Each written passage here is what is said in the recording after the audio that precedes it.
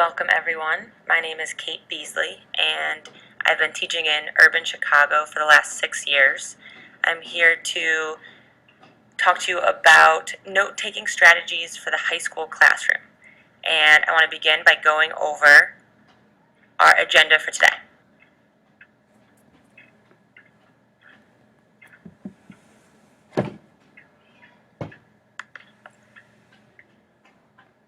So today we'll start with a quick do now activity. I'm going to have you guys answer a few questions about your own experience with note-taking in the classroom. Then we'll have a chance, I'll introduce myself and why I'm here presenting this information to you, and then have you introduce yourselves to your group and work together to discuss your current experience with note-taking in the classroom. I'll take about 60 minutes where I will present different theories of education and how they apply to different note-taking styles and the importance of note-taking in general. We'll break for about 10 minutes, and when we return, we're going to focus on cultural and linguistic diversity and how to adapt and modify your note-taking strategies for different types of students. In the end, we're going to have some activity time to get you guys a little involved. We're going to have a practiced note-taking strategies. So each of you will get a chance to use a different style to take notes on the same text. And then within our group, we'll break down what we learned. Did we gather the same information using these different styles? Which way do you think your students will learn best? And which is most important for your classroom? I always like to give a little bit of time at the end to apply this to your own classroom. So hopefully you brought your unit plan with you as assigned, and the last 15 minutes we'll look over our unit plans and think about how we're using notes in the classroom and what strategies we can improve. In the end, we'll bring it back to the whole class, the whole group, and do a reflection. So let's start talking about the different theories and how they apply to note-taking. We can trace the importance of note-taking all the way back to mental discipline theory, which is really the first theory in education. This theory talks about how the mind is like a muscle, and this muscle can grow with practice and exercise. So the concept of not just note-taking, but then practicing our notes is ingrained in this original mental discipline theory. This is where something like turning our notes into flashcards, which we'll talk about later, would be important, according to the mental discipline theory.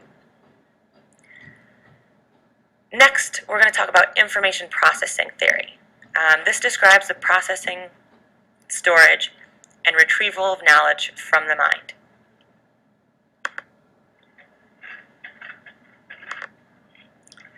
The information processing model was given to us by Richard Atkinson and Richard Schifrin.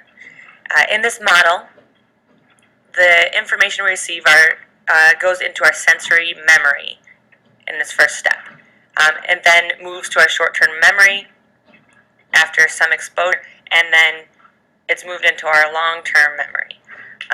Psychologists estimate that we forget 80% of what we learned within 24 hours without some type of re-exposure to the information. That's why the note-taking process is so important. Often students will take notes in a classroom, but they don't ever return to those notes. We're going to look at first a strategy that will help us with that. Our first classroom example is using Cornell Notes. Cornell Notes gives students an opportunity to process the information 3 separate times, and thus it moves that information into the long-term memory. A little background on Cornell Notes. They were developed in 1949 at Cornell University by Walter Pauck.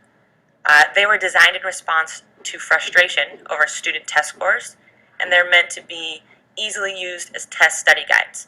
They have since then been adopted by most major law schools and many high schools as a preferred note-taking method.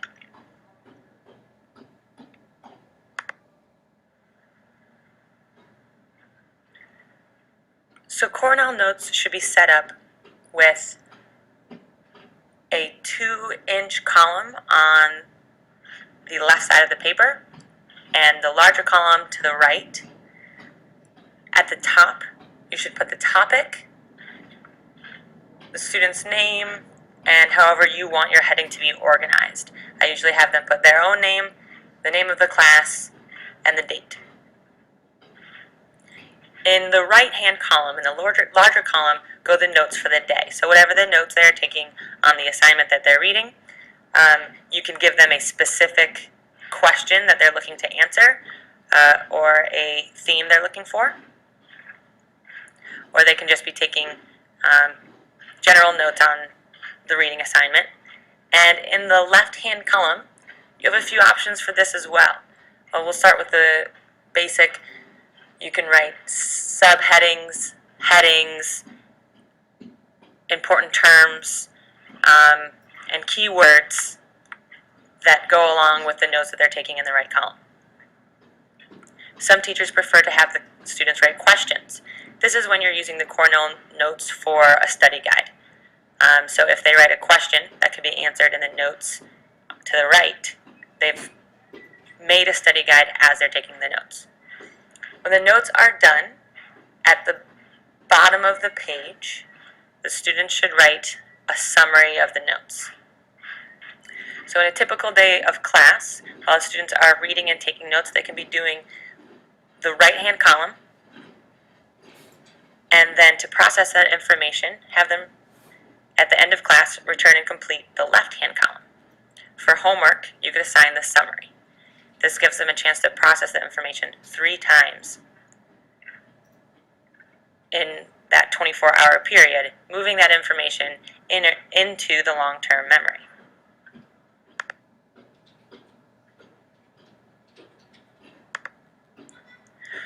While the information processing theorists would talk about the importance of Cornell Notes for moving information into that long-term memory, behaviorists would focus on some other aspects of this note-taking style.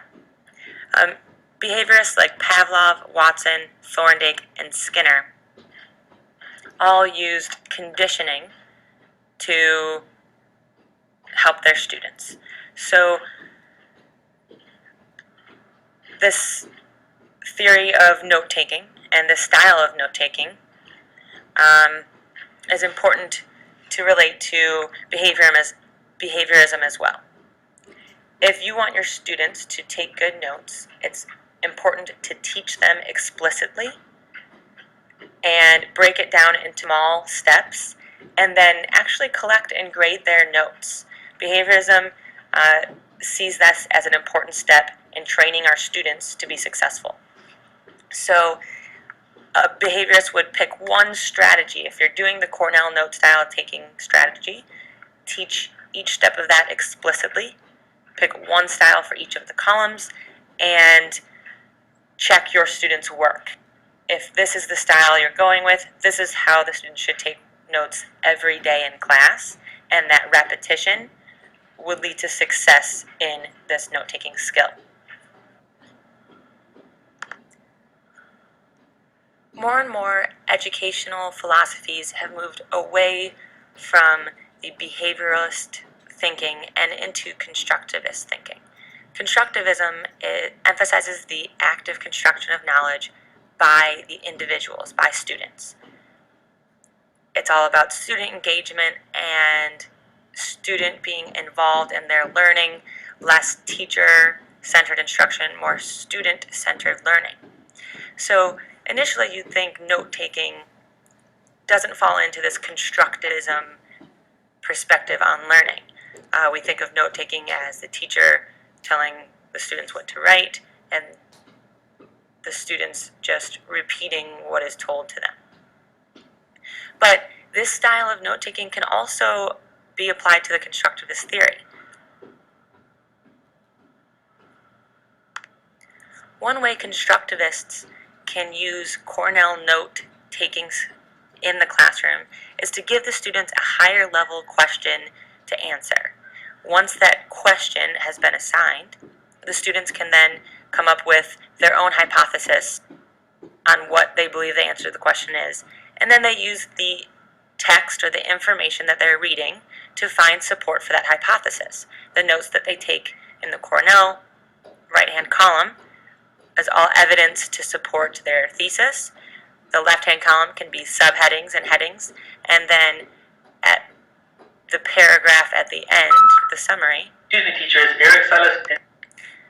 The summary paragraph can be their explanation of how the evidence they collected, the notes that they took, support their claim.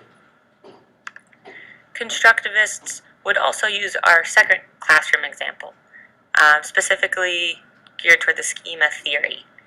And the schema theory is the idea that schema is created and used by learners. Our knowledge is organized into individual schema based on everything we know about that topic.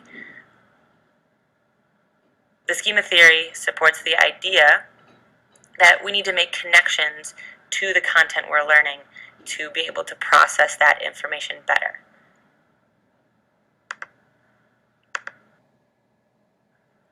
So you see here we have our classroom example number 2. This is a pre-reading strategy for note-taking that really connects to that schema theory. This is considered the chart method of note-taking, in which students fill in charts to organize the information and the ideas that they're taking in. The first step is, before they even read, to skim the information, find the headings and subheadings, the photographs and images, and from that, make connections to the topic and the content, and then making predictions about the main idea, what they'll be learning about in this passage. Making these connections from the beginning really helps the students understand the information better according to the schema theory. This method can also be used as a note-taking strategy as they read. Students will have to find 4 connections and make 4 predictions throughout the reading passage as they read to continue to connect to the content of the information in front of them. We all know that not all students are the same, so there are also some important strategies that we can use to help our diverse learners, especially ELL students and our special education students. One method can be highlighting. Students can have a copy of the text and use different colored highlighters to find the key information that you're looking for. Sometimes a think, pair, share can be helpful for students that are struggling with the information when they try it on their own, and then they can try it, compare their information or notes with a partner before they share out with the group. Providing students who need them sentence starters or guided notes, in which they are taking less notes, they're just filling in a smaller amount of the information. With guided notes, they can still do that left column and that summary, but they don't have as much information to take down in the notes section of a Cornell Notes style of note-taking. So far, we've covered Cornell note-taking, the chart method of note-taking, including pre-reading strategies, mapping method, the sentence method, and outlining. Right now, we're going to break into our teacher activity, where you're going to read the article provided and use one of those different note-taking strategies to dissect the notes. Each person in the group should use a different strategy of note-taking. After about 20 minutes and we've completed our notes, we'll come back together as a group and discuss the information each of you have collected. Did you write down the same information?